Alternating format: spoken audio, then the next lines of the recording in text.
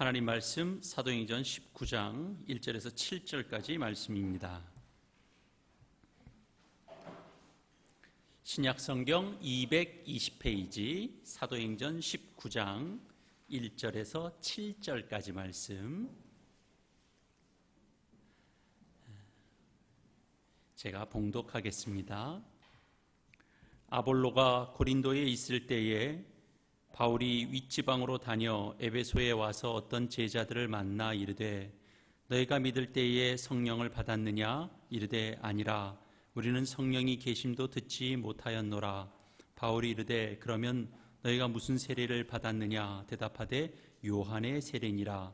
바울이 이르되 요한이 회개의 세례를 베풀며 백성에게 말하되 내 뒤에 오시는 이를 믿으라 하였으니 이는 곧 예수라 하거늘 그들이 듣고 주 예수의 이름으로 세례를 받으니 바울이 그들에게 안수하매 성령이 그들에게 임하심으로 방언도 하고 예언도 하니 모두 12사람쯤 되니라. 아멘. 본문은 아볼로가 고린도에 있을 때에 라고 시작하고 있습니다.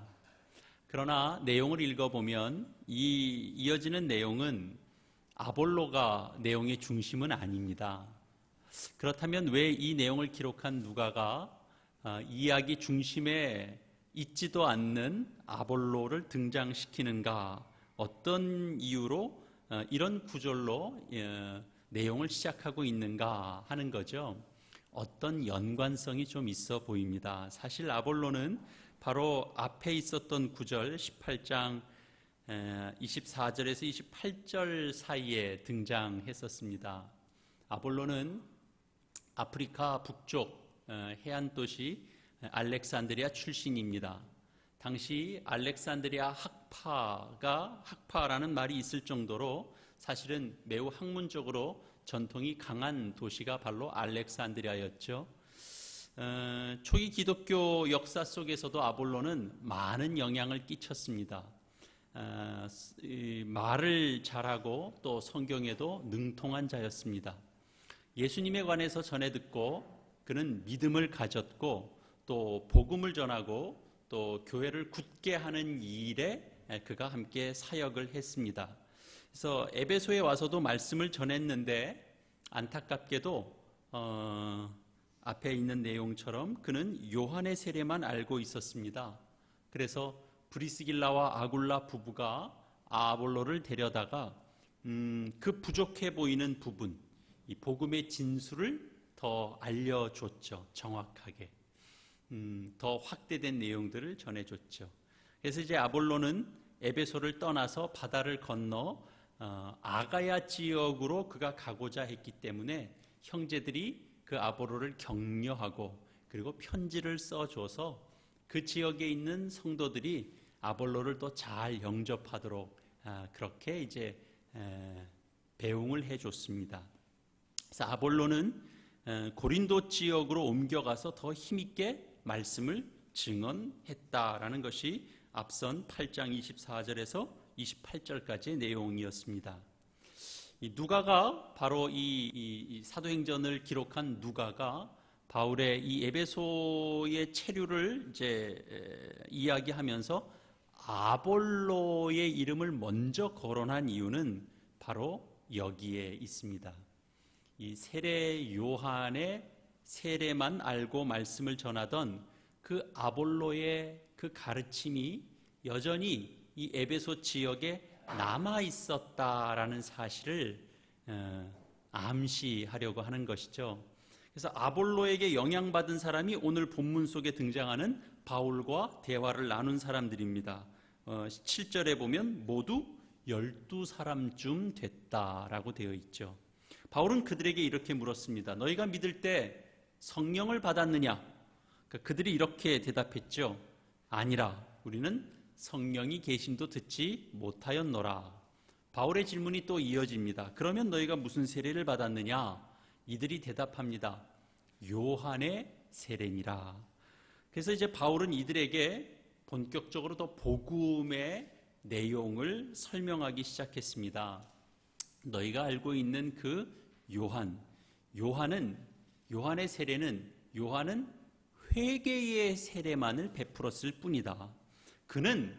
그가 사역하면서도 자기 뒤에 오시는 분을 믿으라고 그는 사역했다, 선포했다라는 거죠. 자기 뒤에 오시는 분이 누구죠? 그가 예수님입니다. 바울의 가르침을 받은 12 제자들은 바로 그런 내용을 듣고 이제 주 예수 그리스도의 이름으로 세례를 받았습니다. 그들이 바울의 그 세례 안수를 받자 성령이 그들에게 임했고 그 증거로 방언과 예언이 나타났다라고 되어 있지요. 본문이. 이런 본문을 대하면서 여러분 어떤 생각이 드시나요?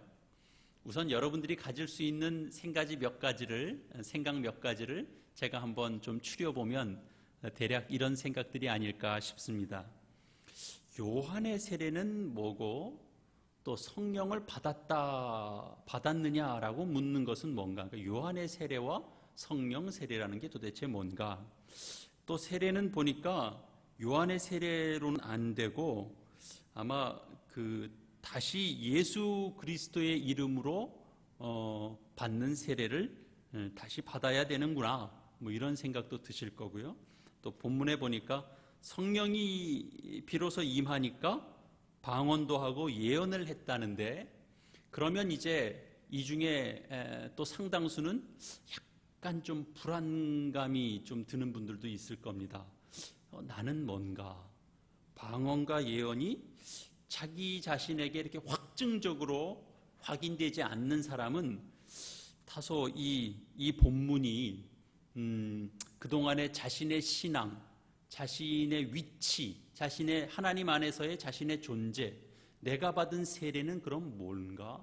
내가 그런 걸 확인했었나? 나한테 그런 증거가 있나? 이런 생각도 아마 들게 되는 그런 말씀이 될 겁니다. 반면에 방언과 예언의 증거가 있는 또 이 중에 어떤 성도들은 아마 내심 뿌듯해할 수도 있을 것입니다.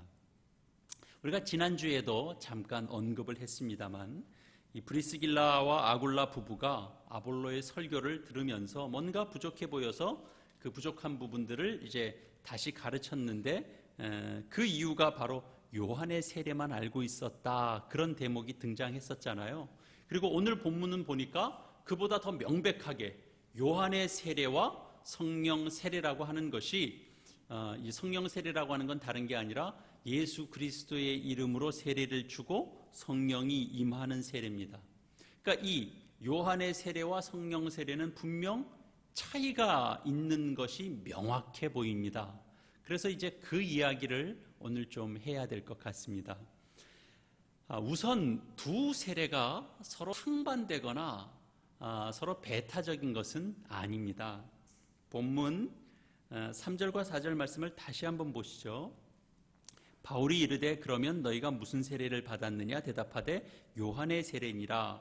바울이 이르되 요한이 회개의 세례를 베풀며 백성에게 말하되 내 뒤에 오시는 이를 믿으라 하였으니 이는 곧 예수라 하거늘, 이렇게 되어 있죠. 그러니까 요한의 세례는 세례 요한 자체가 그 사역 자체가 그랬던 것처럼, 여러분 아시죠? 세례 요한의 사역은 한마디로 어떤 사역이었죠? 오실 예수님을 준비하는 사역이었거든요. 그러니까 예수님을 주인공으로 등장시키기 위해서 그가 한 사역 중에 가장 대표적인 것은 무엇냐? 회개의 세례였다라는 겁니다. 하나님의 백성으로서 그러나 하나님의 말씀대로 살지 못한 것, 그런 것들을 회개하고 새 마음을 갖고, 그래서 이제 오실 메시아를 준비해야 된다, 그런 차원에서 회개의 세례를 얘기했죠. 그러니까 예수님만이 이 땅에 오셔서 이제 성령 세례를 주실 수 있는 분으로 요한 스스로가 그렇게 말을 했습니다. 그리고 이제 예수님은 이 땅에 오셔서 십자가를 통하여 그 일을 성취하셨죠. 그러니까 요한의 세례는 이미 그것 자체가 오실 예수님을 가르치고 있습니다. 가르치고 있고, 그리고 예수님은 오셔서 그 성령 세례를 성취하셨습니다. 그러니까 요한의 회개의 세례니 또 예수 그리스도로 인한 성령 세례니 하는 것들은 서로 전혀 다른 어떤 내용이 아니라 서로 연속선상에 있다라는 것을 우리가 먼저 이해해야 됩니다. 하지만 복음이 전해지고 교회가 세워지고 또 교회가 뿌리를 내리는 현장 속에서는 역사적으로 이 혼란이 있었습니다. 지금도 이어지고 있습니다. 바울은 사실 자신의 사역 속에서 이 혼란을 바로 세우는 일을 위하여 상당 부분 자신의 이 어떤 열정 또 어떤 신앙의 싸움, 이것의 상당 부분은 바로 이것 때문에 그가 한 내용들이 많았습니다. 이 부분과 관련된 싸움이 많았다라는 거죠. 바로 이런 식의 싸움입니다. 갈라디아서 3장 1절에서 3절까지의 말씀을 보면, 어리석도다 갈라디아 사람들아, 예수 그리스도께서 십자가에 못 박히신 것이 너희 눈앞에 밝히 보이거늘 누가 너희를 꾀더냐? 내가 너희에게서 다만 이것을 알려 하노니 너희가 성령을 받은 것이 율법의 행위로냐 혹은 듣고 믿음으로냐? 너희가 이같이 어리석으냐? 성령으로 시작하였다가 이제는 육체로 마치겠느냐? 바울은 예수님을 믿는 것만으로가 아니라 율법과 할례도 함께 지켜야 된다라고 하는 어떤 그 유대 전통 속에 있는 기독교 신자들과 늘 이런 논쟁을 벌였습니다. 그들을 질타했습니다. 바울은 자신이 전한 복음이 이것이 진정한 복음의 내용이고 이 복음이 옳다라고 하는 것을 무엇으로 설명했냐 하면 성령의 임재로 증명했습니다. 그러니까 성령의 임재라고 하는 것이 중요한 관건인 겁니다. 그래서 오늘 본문에서도 바울은 에베소에 있는 제자들에게 너희가 성령을 받았는가? 그렇게 묻고 있는 겁니다. 그럼 이들은 성령이 계심도 듣지 못했다. 그렇게 얘기하죠. 똑같은 기독교인들이었지만 에베소에 있는 제자들이 바로 이제 바울의 입장에서 보면, 물론 이제 바울의 입장이 바로 이제 성경이 지지하는 입장이겠습니다만, 어쨌든 바울이 복음의 기준이라고 생각하고 있는 가장 핵심된 성령을 알지 못했다라는 것입니다. 그런데 이제 여기 성경 기록을 좀 잘 읽을 필요가 있어요. 제자들이 성령을 받지 못했다고 그런 것이 아니라 성령에 대하여 듣지 못했다, 이렇게 얘기하고 있다라는 거죠. 이 표현을 우리는 좀 잘 기억할 필요가 있습니다. 그래서 뒤이어 이제 바울이 그들에게 안수하니까 성령이 임했다, 이렇게 이제 말씀이 있으니까, 그러니까 어쨌든 성령을 받지 못했다라는 얘기 아니냐, 이렇게 얘기할 수 있겠습니다만 사실 그렇지 않습니다. 성령은 누가 받고 안 받고의 문제가 아닙니다. 요한복음 16장 말씀을 한번 찾아보시겠습니다.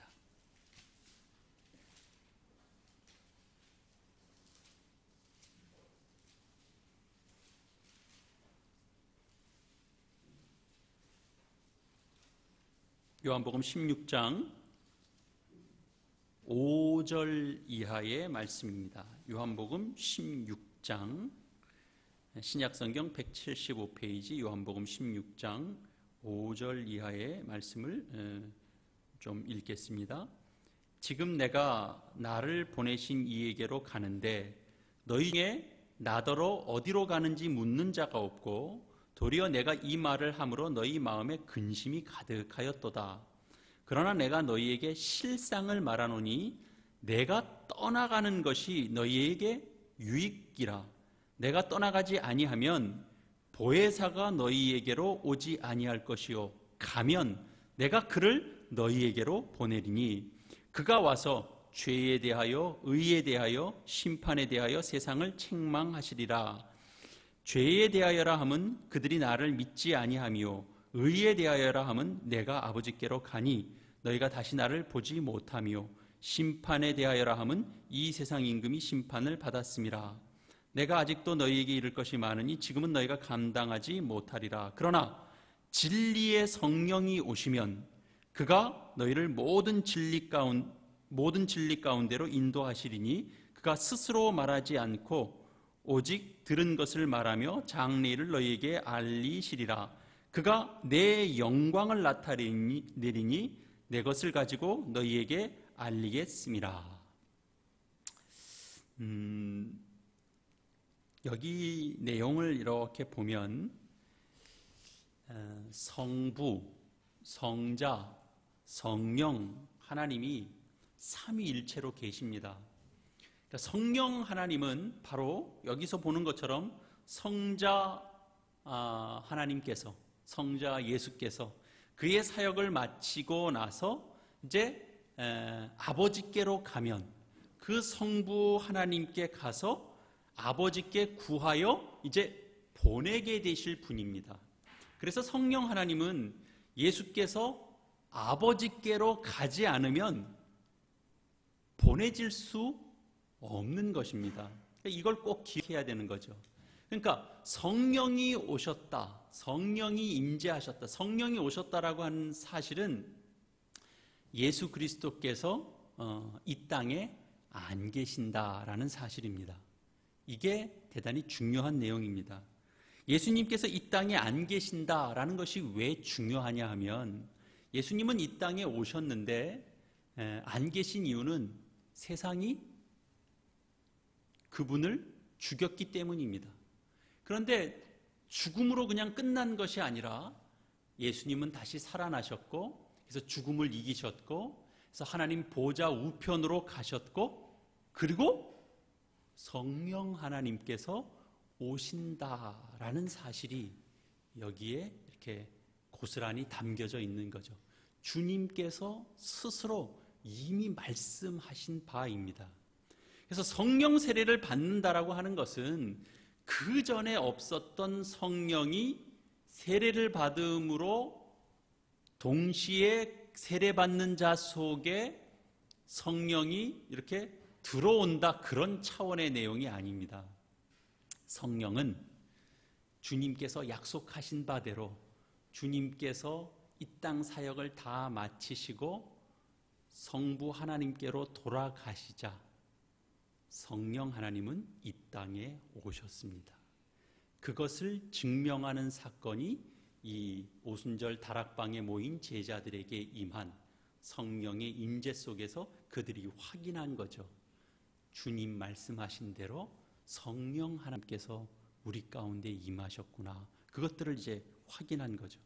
그래서 성령 세례를 받는다라고 하는 것은 예수님께서 이 땅에 오셨고 부활하셨고 승천하셨고 그리고 복된 자리, 그 영광된 자리에서 성부 하나님께 구하여 성령 하나님을 보내셨다라는 데까지 이렇게 연결되어야 이것이 바로 복음의 핵심인 겁니다. 그래서 우리가 성령 세례를 받았다라고 하는 내용 속에는 바로 이 내용까지를 다 포함한 내용을 내가 믿고 붙잡고 의지하고 그래서 그것을 증거하는 자로 선다라는 내용이죠. 이 내용까지 연결되지 않으면 그래서 요한의 회개의 세례는 부족할 수밖에 없는 것입니다. 그래서 바울은 예수 그리스도에 관한 복음을 전해 받고서도 여전히 요한의 세례 외에는 아직은 그 생각의 영역을 더 넓혀가지 못하는 자들에게 바로 성령을 받았느냐라고 묻는 거죠. 성령 받았느냐라는 얘기를 하기 위해서는 무슨 얘기를 해야 돼요?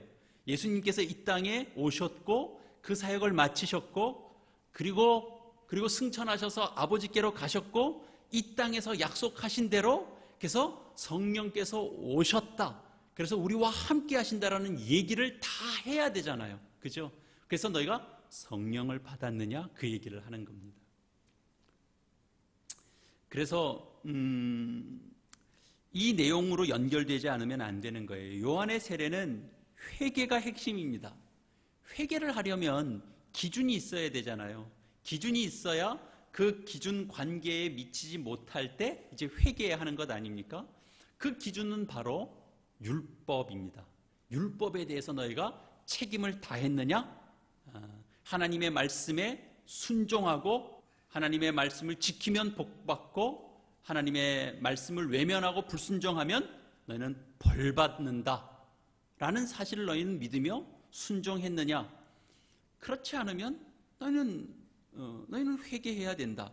이런 이 회개가 중심이 돼서 그 잘못된 길에서 돌이키게 되는 것, 우리식으로 말하면 어떤 도덕적인 변화, 이런 것이 요한의 세례에 대단히 중요한 내용이 되죠. 2000년 전에 요한이 광야에서 외친 메시지가 그랬을 것입니다. 잘못을 뉘우치고 용서를 구하는 것, 그래서 새 마음을 가지는 것, 그런 내용은 단지 과거의 어떤 특정한 지역에서만 있었던 것이 아닙니다. 교회가 세워지는 어느 곳에서나 그 영향은 계속 이어지고 있습니다. 많은 신자들이 신앙을 갖는다라고 하는 것을 이런 도덕, 정직, 도덕을 지키고 정직을 지키고 그렇게 하나님 말씀대로 사는 것, 율법대로 사는 것, 그렇게 생각합니다. 그래서 이런 기준에 의해서 우리가 신자로 살면 이게 이제 바깥에 나가서 요거도 먹을 짓을 안 해야 되고, 교회가 세워졌으면 세상에 욕먹을 그런 일을 안 해야 되고 어떻게 해서든지 무흠해야 되고 그런 생각들을 하게 되는 거죠. 그러나 의외로 바울은 바로 이런 부분들과 싸움했다라는 거예요. 자신의 사역의 많은 부분을 이 부분과 씨름하고 거기까지 못 미치는 자들에게 계속 성경의 더 복된 내용들을 전했다라는 거죠. 성령을 받았느냐라는 얘기를 통해서 더 확대해 나갔다라는 거죠. 거기에만 만족하면 안 된다라고 얘기했다라는 거죠. 거기가 신앙의 전부가 아니다라고 얘기했다라는 거죠. 양심에 비추어서 부끄러울 게 없고 도덕에 비추어서 부끄러울 일을 하지 않는 그런 삶을 살아서 죄책감 없이 사는 그런 삶으로 예수 믿는 삶의 신앙의 전부를 생각한다면, 그것은 사실은 예수님께서 이 땅에 오셔서 십자가에서 죽으시고 부활하셔서 승천하셔서 그 모든 결과로 우리에게 성령님을 보내신다라고 하는 내용을 사실은 다 모르고 하는 내용인 거죠. 그걸로 다 끝났으면 성령 하나님께서 이 땅에 오실 이유도 사실은 없었을 겁니다. 성령의 임재하심은, 성령이 임하신다라고 하는 것은 하나님의 구원이 단지 그냥 우리의 죄를 씻는 정도에서 그치는 것이 아니라 우리를 대단히 특별한 존재로 하나님께서 우리를 삼으신다라는 내용입니다. 성령이 임한다라는 사실은 우리가 혼자 서 있는 자들이 아니다라는 것을 가장 분명하게 가르치는 내용이죠. 영으로 존재하시는 하나님이 우리 안에 임재하시고, 그래서 우리의 삶이 단지 내 스스로의 선택과 결정에 의해서만 우리의 운명이 좌우되는 것이 아니라 우리의 운명을 쥐고 우리의 운명을 붙드시고 우리의 운명이 곧 하나님의 목적과 하나님의 뜻이 되도록 성령 하나님께서 우리 속에 임재하셔서 내주하셔서 우리를 그렇게 붙잡고 끌고 가는 그런 운명이 되어 있다라는 내용이니까, 단순히 그냥 죄를 씻는 문제가 아니라 성령님께서 임재하신다라고 하는 것은 우리가 얼마나 복되고 영광스럽고 자랑스러운 존재인가라고 하는 사실을 다시 한번 확인하게 되는 것입니다. 그것이 성령 세례가 갖고 있는 가장 중요한 의미입니다. 방언과 예언은 사실은 그 당시로 보자면 사실은 성령의 임재를 방언이나 예언이나 하는 그런 방식 외에는 달리 성령이 임했다라고 하는 것을 이렇게 확인하고 표현할 방법이 없어서 등장한 내용들입니다. 그 시대, 이제 성령 예수님께서 이 땅에 계시다가 승천하셨고 성령의 임재를 강하게 확인시키는 하나의 그 당시에 하나의 특징이기도 했지만 어떻게 보면 그 시대가 갖는 하나의 한계이기도 합니다. 초대교회 당시는 예수님으로 인하여 새 시대가 열렸다라고 하는 것을 이 세상에 알려야 했기 때문에 드러나 보이는 그런 확증된 증거가 필요했습니다. 그래서 방언이라든지 예언하는 자들이 있다든지 그런 것들이죠. 그러나 가만히 따져보면 성령의 임재는 그런 어떤 현상에 한정되지 않습니다. 어떻게 성령의 임재가 단지 어떤 현상에만 한정되겠습니까? 방언을 하고 예언을 하고 감동받는 것이 다가 아닙니다. 누가는 물론 그것을 방언과 예언으로 표현했지만 반드시 그런 현상이 반드시 일어나야만, 그래야만 성령 세례를 받은 증거가 된다. 그런 차원으로 말씀하신 내용과는 사실 조금 차이가 있습니다. 그런 현상이 없을 수도 있습니다. 성령의 활동은 우리의 경험 체계, 우리의 어떤 오감, 우리의 인식, 범주를 뛰어넘습니다. 내가 언제 구원을 받았는지에 대한 명쾌한 시점을 우리가 정확하게 인식하고 파악하지 못할 수 있습니다. 물론 알 수도 있습니다. 그러나 반드시 알아야 되는 거기에 이렇게 제한되지 않습니다. 안다면 그것도 복된 것입니다. 그러나 내가 언제 하나님의 성령의 임재 속에서 내가 예수를 나의 구주라고 고백하게 되었는지에 대하여 내가 정확한 시점을 모를 수 있습니다. 단지 내 입에서 고백이 나온 것은 알죠. 그러나 언제부터 성령님이 내 운명을 쥐고 그렇게 이끌어 가셨는지에 대하여 우리는 다 인식하지 못합니다. 우리가 이 땅에서 갖는 몇 가지 경험으로 성령의 임재는 이런 것이다 라고 딱 재단할 수 없습니다. 분명한 특징이 나타난다면 그것도 복된 것이지만 거기에 갇혀서는 안 되는 것이죠. 역사가 계속 흐르고 역사 속에서, 그러니까 여러분들 그런 내용을 우리가 잘 이해해야 되는데요. 초대교회로 돌아가자라는 내용들을 우리가 가끔 듣죠. 초대교회로 돌아가자라고 하는 것은 그때에 가졌던 어떤 순수한 열정에 관한 부분을 강조할 때 초대교회로 돌아가자 그런 말을 할 수는 있을 겁니다. 그러나 사실 따지고 보면 역사가 흐르고 또 경험이 쌓이면서 사실은 성령께서 어떻게 일하시는가 하는 부분은 초대교회 때보다 지금이 훨씬 더 다양한 차원에서 더 확인됐고 드러났고 증거됐습니다. 그 성령의 일하심은 초대교회 때 경험했던 것보다 더 풍부해졌습니다. 그걸 우리는 인정해야 됩니다. 그러니까 초대교회로 돌아가면 다 좋은 게 아니에요. 지금 이만큼 역사가 흘러오면서 하나님은 이렇게 일하시는구나, 하나님은 이렇게 역사하는구나가 그때보다 지금이 더 풍성해졌습니다. 그건 우리가 인정해야 됩니다. 그때는 선명하기만 했습니다. 선명하기만.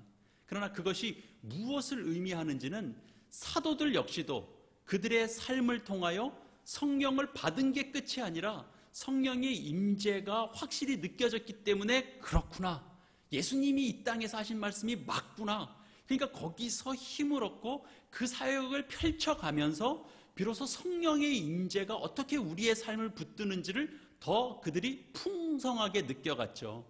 오순절 성령 강림으로만 모든 신앙이 다 확인되지 않았습니다.